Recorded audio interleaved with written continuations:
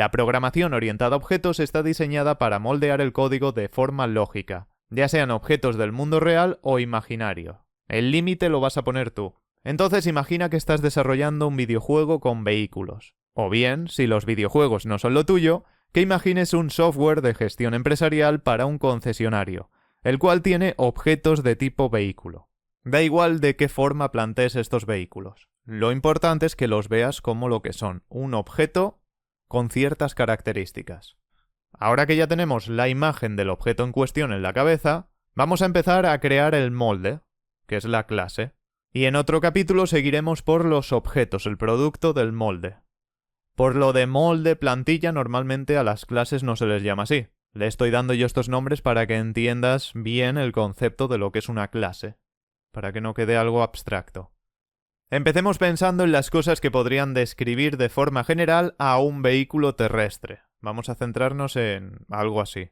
Tenemos cosas como el color, la longitud o el número de ruedas. De forma general, todos los vehículos terrestres cuentan con estas características. Entonces van a ser buenos atributos para una clase. A esta clase la llamamos, por ejemplo, class vehículo. Y aquí vamos a escribir los atributos. Para los nombres de atributos tenemos las mismas normas que las variables. Empecemos con color. Y de momento le vamos a dar un valor known.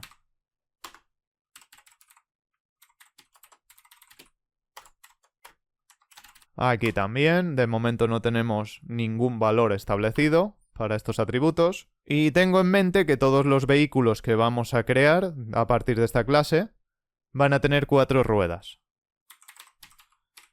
Entonces, a este atributo sí que le doy un valor. Known es un valor especial de Python que significa que no hay valor, entre comillas. Se puede usar para indicar que una variable no tiene un valor asignado o para devolver un valor nulo, y evitar así el error por variable sin inicializar. Ya que en Python ya expliqué que no se puede dejar una variable, o también ahora atributo, de esta forma. No se puede dejar sin inicializar. Y ahora que ya tenemos los atributos creados, después se pueden poner todos los que queramos, no hace falta ponerlos ya, vamos a crear un par de métodos. Pues separamos aquí una sección para los métodos. Simplemente para tenerlo todo bien organizado.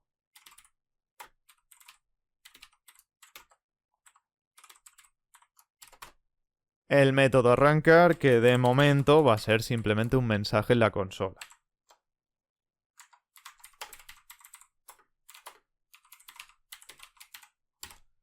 Pero piensa que si esto fuese algo como un videojuego, en este método implantaríamos todo el código que necesitásemos para que el vehículo arrancase en el videojuego.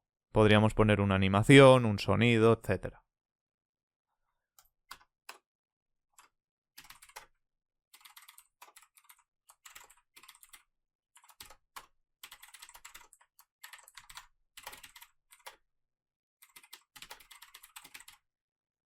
De momento no vamos a utilizar nada de esto, ya que primero, para poderlo utilizar de una manera adecuada, necesitamos crear objetos. De momento, quiero que entiendas la forma en la que se crean las clases. En muchas ocasiones leerás o escucharás decir miembros de una clase. Esto se refiere al conjunto de elementos que la definen, los atributos y los métodos. Por ende, un atributo es un miembro de una clase, y un método también. Los tipos de datos de Python, como son str, int, float, bool, list, etc., son objetos generados a partir de sus respectivas clases. Por ejemplo, los objetos de tipo str provienen de la clase str, esta que podemos ver aquí. Si haces control más clic, te abrirá el archivo que lleva el código de dicha clase y podrás verla. Ahí tenemos la clase str para las cadenas de caracteres. Gracias a esta clase podemos utilizar en Python las cadenas de caracteres con los métodos como capitalize, caseFold y demás. Aquí tenemos un montón de cosas. Pues por ejemplo, si creo una variable y en ella almaceno un str, acabo de crear un objeto de tipo str. Si en algún momento a algún objeto no sabes a qué clase pertenece, de qué tipo es, podemos utilizar la función type para verlo.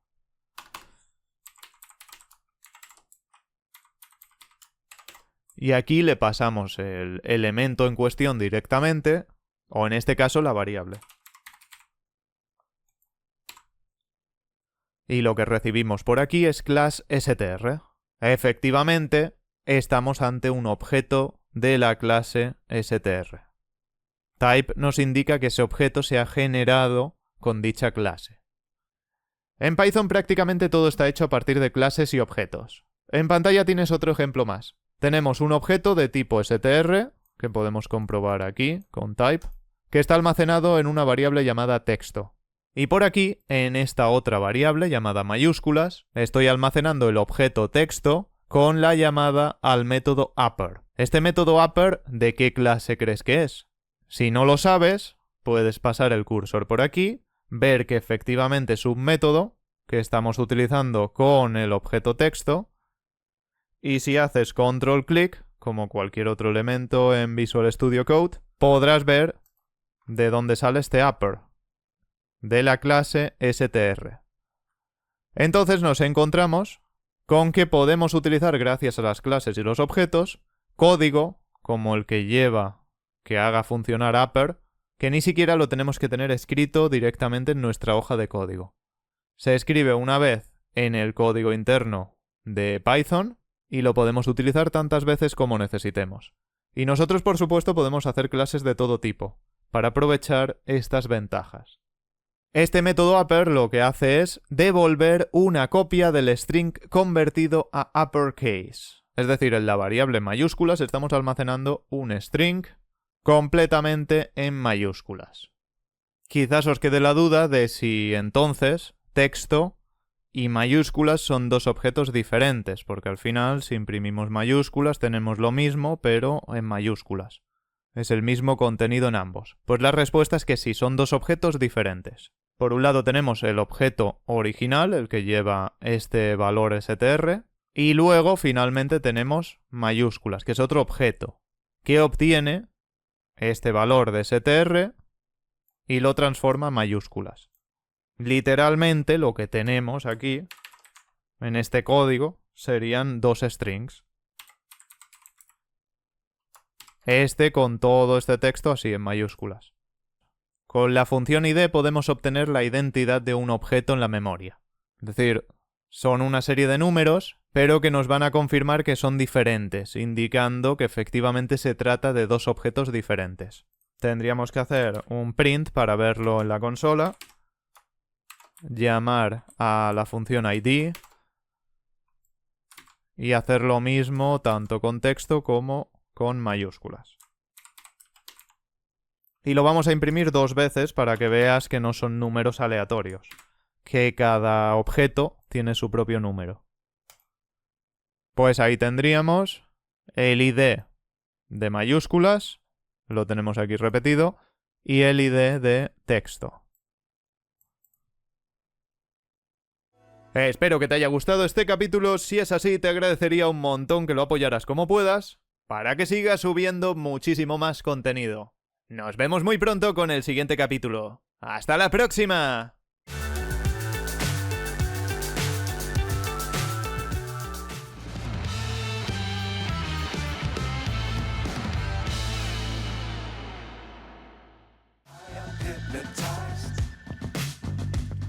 What's up is down, what's left is right.